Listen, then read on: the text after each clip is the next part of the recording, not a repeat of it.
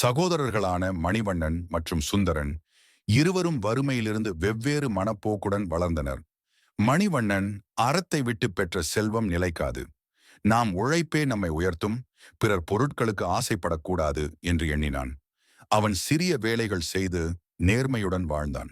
சிறிது காலத்தில் மக்கள் அவனை நம்பி தங்கள் வியாபார பொறுப்புகளை அவனிடம் ஒப்படைத்தனர்.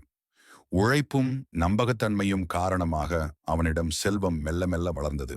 மறுபுறம் சுந்தரன், உழைத்தால் எவ்வளவு கிடைக்கும், பிறர் வைத்திருப்பதை பயன்படுத்தி கொண்டால்தான் சீக்கிரம் செல்வம் சேர்க்கலாம் என்று பேராசை கொண்டான்.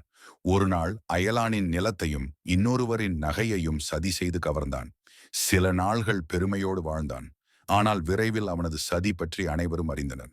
கிராமத்தார் அவனை அவமதித்தனர். அவன் செல்வமும் பேரும் அழிந்தது. அறனறிந்து வெஃப்கா அறிவுடையார் சேருன், திறனறின் தாங்கே திரு.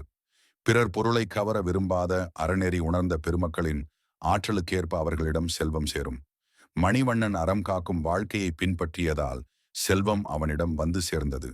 ஈரலீனும் எண்ணாது வெஃப்கின் விரலீனும் வேண்டாமை என்னும் செருக்கு. பின் விளைவை எண்ணாமல் அடுத்தவர் பொருட்களை விரும்பி கவர்ந்தால் அது நமக்கு அழிவை கொடுக்கும். அதற்கு ஆசைப்படாத செல்வமோ வெற்றியை கொடுக்கும். சுந்தரன் ஆசையில் பிறர் பொருளை விரும்பியதால் அவனுக்கு அழிவு மட்டுமே வந்தது.